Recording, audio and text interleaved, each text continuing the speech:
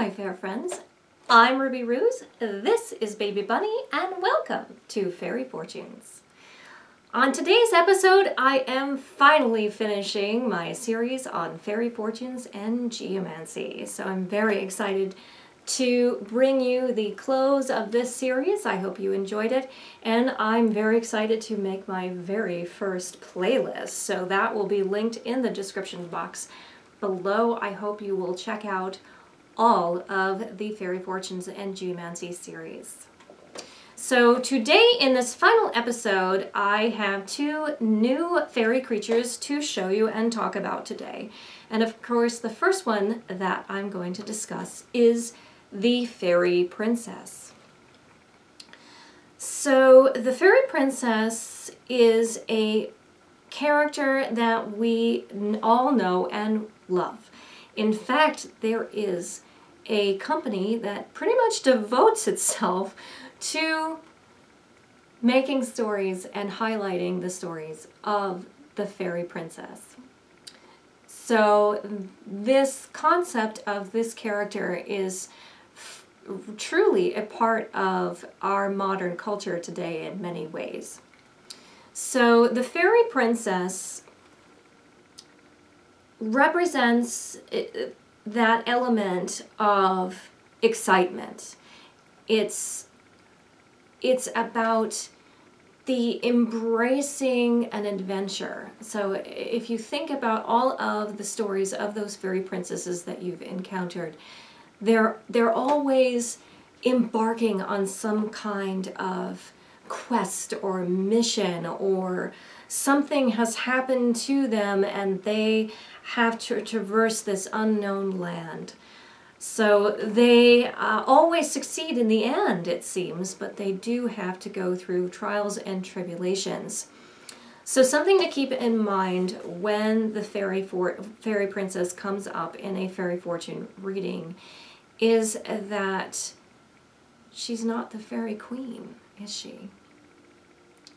So she eventually will have success, probably, but that success is going to have to come from getting help from those she encounters. Does she meet a dozen dwarves that make sure that she has everything that she needs to thrive and survive? Does she meet a redcap in the forest that gives her a magical gift that she has to be wary of in the future and be conscious of the choices that she has to take? Does she have to think about how she found herself in a predicament largely due to her own choices and mistakes, and then have to find a way, find resources, find other people to help her learn from this mistake and correct it? These are often the stories that are associated with the Fairy Princess. So this is a very good card. It does mean success, but it's a success that comes from taking steps. So another element about the Fairy Princess is that she always has this idea that everything is always going to be roses and easy, and life is this beautiful place. And then in the course of her stories, she learns that that is not always the case. And usually it's when she finally grasps that knowledge that there is a time and a place for sadness and challenges, and a way to learn from those experiences and become a better person for it. But when she starts out, she has this idea that her life is very charmed and it will always be so. So often what the Fairy Princess card represents in my system of fairy fortunes is kind of that position of naivete. So she can be, in many readings, a warning that you're not considering all the options, or you are too naive in a situation and are not seeing all of the signs that you need to see. So she can be also a warning to you that you do not have all of the information and facts that you need. So that is the story of the fairy princess. So she is a very good card to see, but it's important to remember that she is not the fairy queen and she has probably a long way to go. So with all of my fairy fortune cards, there is an element of song that goes with them, because when I devised this system, I really wanted to incorporate the fairy creatures from around the world that I spent quite a bit of time researching and learning about and studying and conversing with. And also I wanted to incorporate my music, because my music is very much how I generate magic in the world. So I really wanted a musical element to my fairy fortune systems, and so that is why each of them has a little song that goes with them.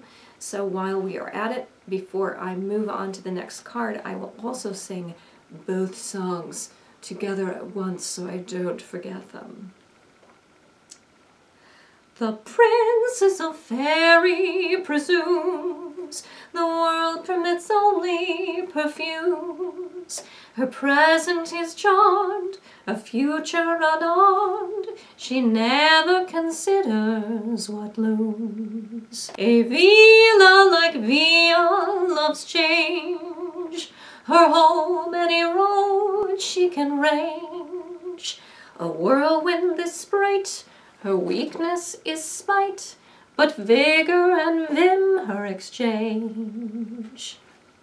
That would be a perfect segue into talking about Via the Villa. So you are hearing that correctly. A villa rather, is a true fae being. R.K. Rowling, you really know your stuff.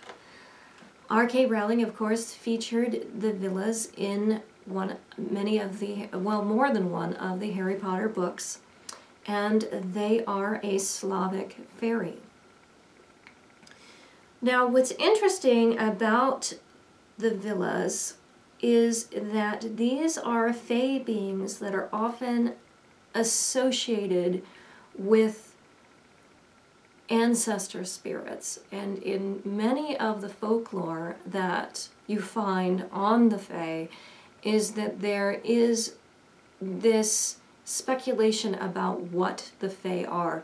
Are these truly defined non-human creatures, or are these spirits of human beings that have died and now are in a different form?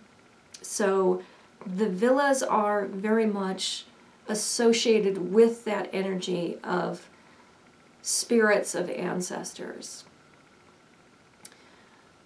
So these creatures are very intangible kind of creatures. I would liken them very much to a will-o'-the-wisp. Those stories that we find in Western culture, in Celtic culture, and to some extent American culture, because so much of American culture does come from a Celtic background, is a will-o'-the-wisp is often seen as a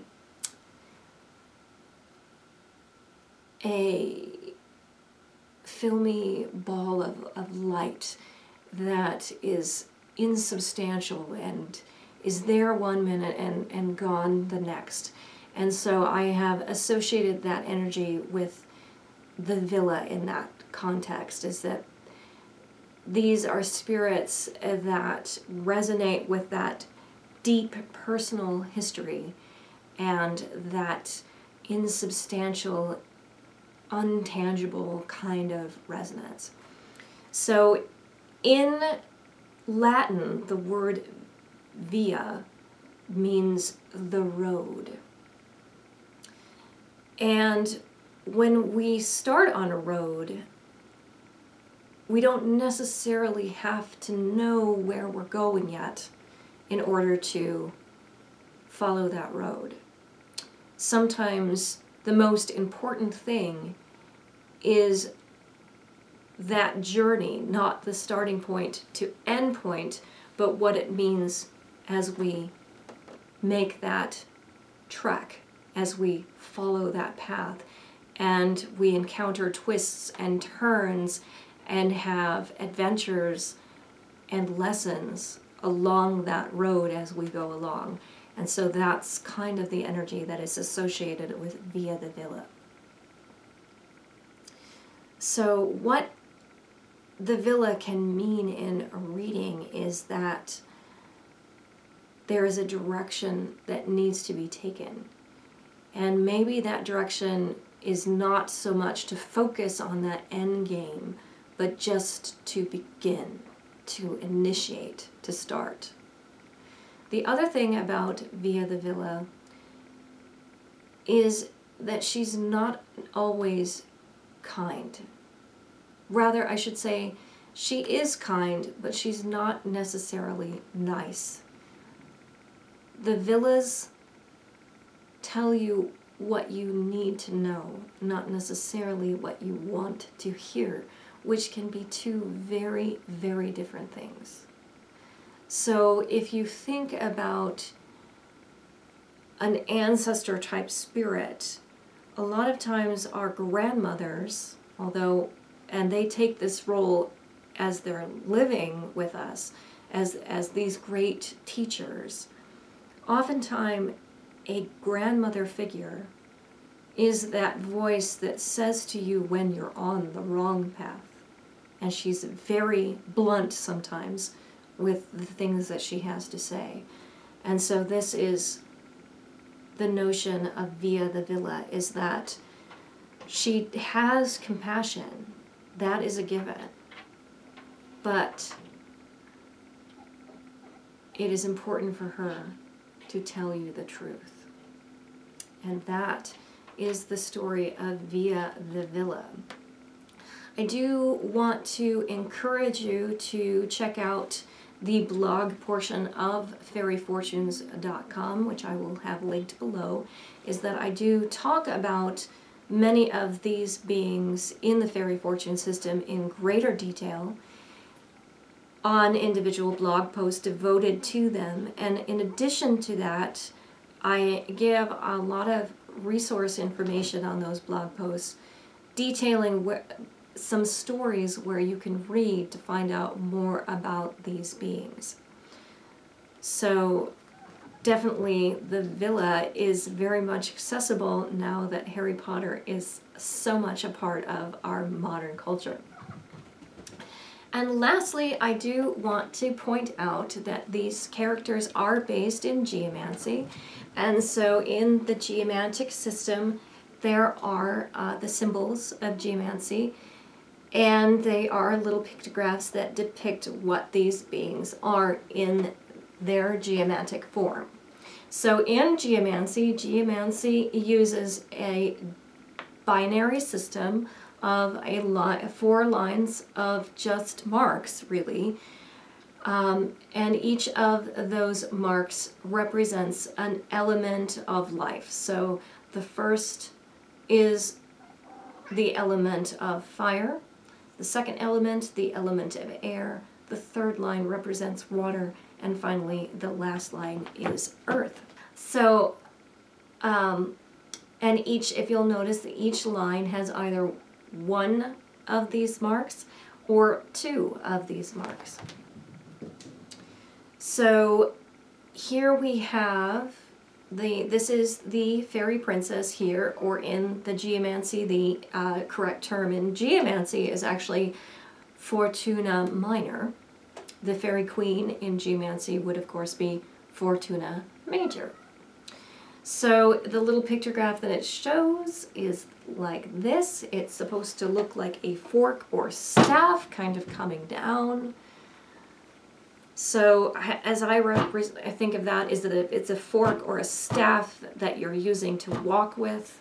It is depicting that you're using a tool to help you forth. This over here on this side is the depiction of via, the road, which, as you can see, it's a line of one single dots, and it looks like a path leading somewhere. And so very much the geomantic pictographs really have a resonance of what these symbols mean. Their image actually conveys their meaning a great deal of the time, actually all of the time. Finally, as I reached down, I meant to put this up on the table, and I did not.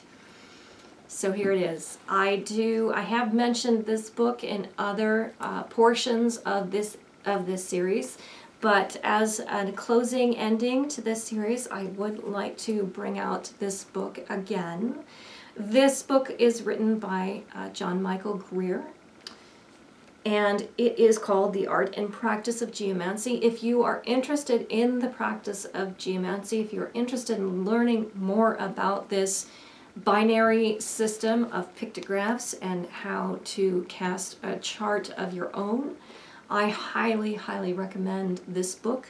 It's very thorough, it's very accessible, and even if you have never tried any form of divination or are intimidated by the mathematical process of geomancy, this book will walk you through it step by step, and you will be a practicing geomancer in no time. So if you would like to learn more about geomancy, this is the go-to resource for it. So this links to this book will be available down below in the comment section, and I will also include John Michael Greer's blog that he very frequently writes on. I highly recommend that you follow him. He is an incredible magician of our modern age, and I'm certain that you will find his writing enjoyable. So with that, thank you so much for joining us. I do hope that you give me a thumbs up, me and Bunny that is, a thumbs up, and do subscribe if you haven't already, and by all means hit that notification bell for notices of future videos. And until then, have a fairyful day.